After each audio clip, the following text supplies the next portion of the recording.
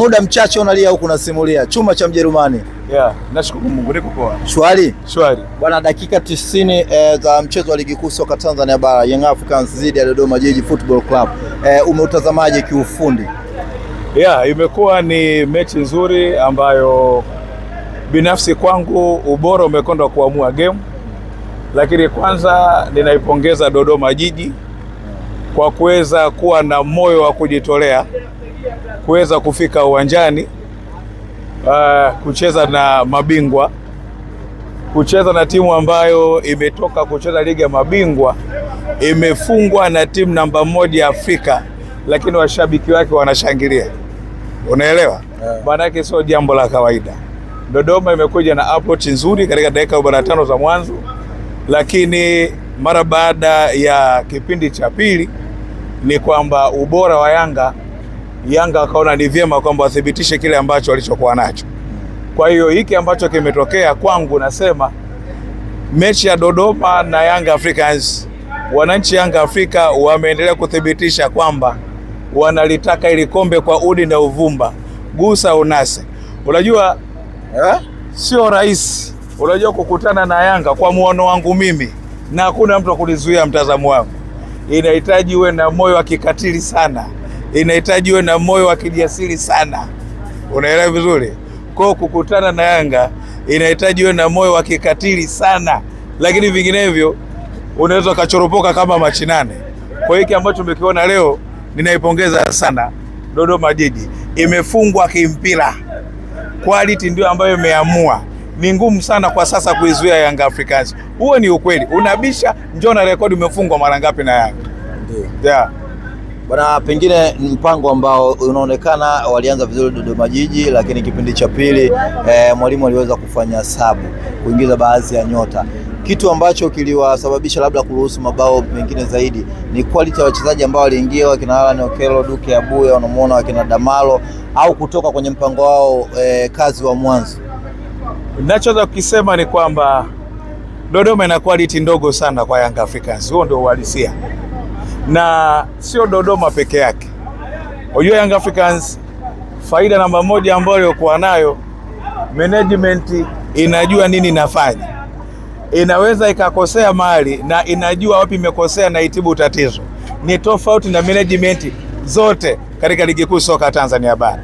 Kwa hiyo kwangu mimi niseme tu kwamba Young Africans walimwacha mtoto achezee wembe, alipochezea wakaingiza mashine, lakini hata kama hajaingiza mashine, Yanga haikuonekana kupotea.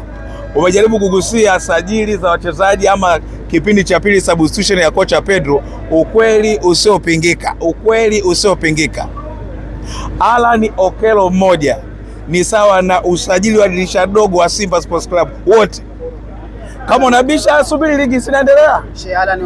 Alan Okello mmoja ni usajili wa Simba dirisha dogo wote. Cha kwanza ana enka, cha pili ana quality, ana kipaji, ana uwezo. Walosajiliwa wengine wana enka. Si mtu kaachwa miezi 4 huko kwa sababu ya enka. Au na taarifa. Mimi kama mtu wa mpira nakupa takwimu hizo. Wanaipata vizuri. Alan Okello mmoja ni usajili wa Simba dirisha dogo. Unabisha sio nakutana? Subiri uone hapa. Sio nakutana. Lakini nimpongeze sana Dep, anathibitisha na kuwazima wachambuzi peiro. Niliwahi kusema siku moja, mchezaji anaweza akasajiliwa sio kwa sababu ya takwimu. Unaelewa vizuri? Kuna watu ambao walicheza mpira miaka ya nyuma, soka la amacha, wanadanganya watu katika vyombo vya habari. Huyu mchezaji amekuja ana takwimu gani? Sikilizeni. Kuna usajili wa general, kwamba huyu mchezaji ana umuhimu gani awapo kiwanjani.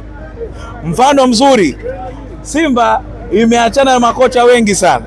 Katika makocha wote ambao wamekuja ndani ya Simba, uliwahi kuona kocha anasema Kibu simtaki?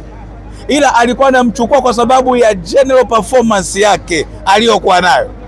Depo amekuja amesema sawa na goli moja kwenye mechi 10. Unaona hiki kitu sasa? Na namuona huyu Alan Okello, huyu nani Depo huyu Depo asipoangata kwa top scorer, wasipokuwa makini. Ndio walisafanyaje? Ana sifa zote za ushambuliaji, anajua kunusa hatari, analijua goli unafanyaje. Mpaka sasa mechi 2 goli 3. Yaani magoli mengi kuliko mechi ambazo amecheza. Uongo kweli?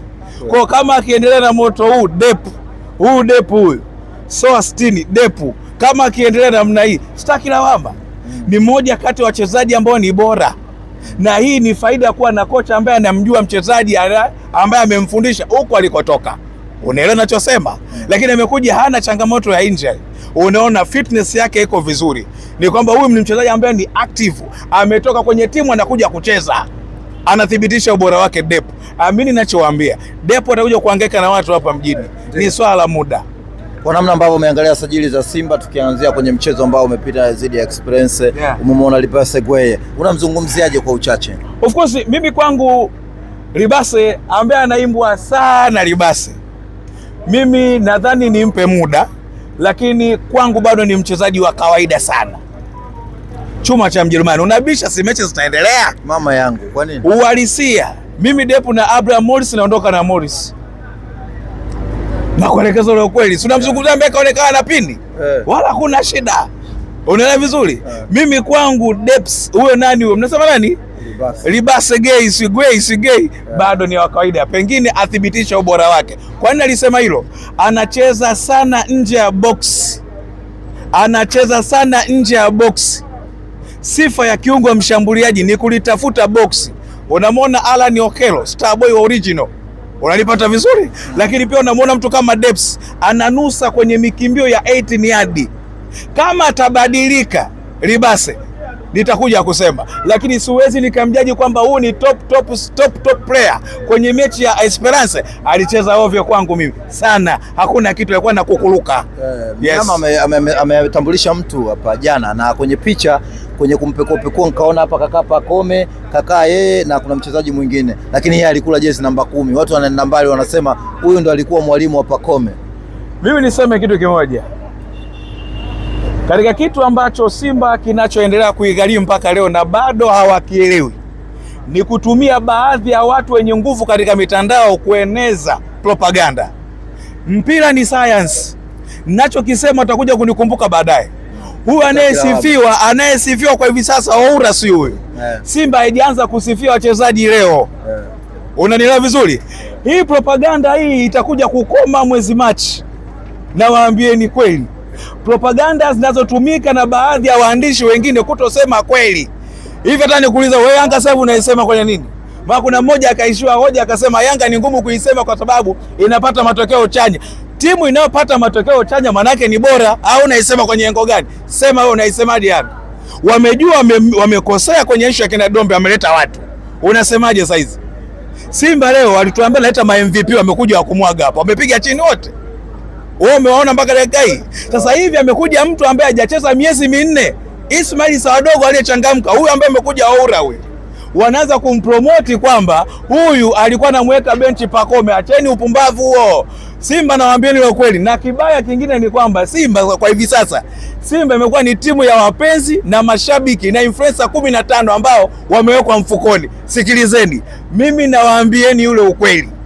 Simba ni timu ya nusu ya Watanzania. Kwa hiyo kama wataendeleza propaganda hii Simba itaendelea kuteseka kila siku. Simba sio timu ya influencer 15 ambao wameweka mfukoni na baadhi ya viongozi. Litawakuta jambo. Mwezi Machi sio mbali. Mara nyingi nawapenda kuyasema huwa yanatokea. Subiri uone. Hii Yanga wameandaa kitu kimoja kibaya sana mwezi Machi. Na waibieni siri. Yanga wameandaa mkono mmoja weka juu TMK wanaume. Sikiliza uone. Nawaambieni kweli mwezi Machi. Mkono mmoja weka juu TMK wanaume. Subiri uone. Inapita wapi? Wanakipia mpya yule wamemsajili. Moja kati ya timu ambayo ni mbovu ikikutana na Yanga ni Simba. Amini ni kweli ninachowaambia. Na usajili wote waliofanya. Amini ninachowaambia. Wachezaji wote ambao wanawaleta hawana match fitness. Unaelewa vizuri? Hawana match fitness. Na waambia hili mapema kabisa. Waongeze juhudi kwenye mazoezi. Lakini vinginevyo hili ni balaa zito. Amini ninachowaambia, sitaki lawama mwisho wa siku. Assalamu alaikum.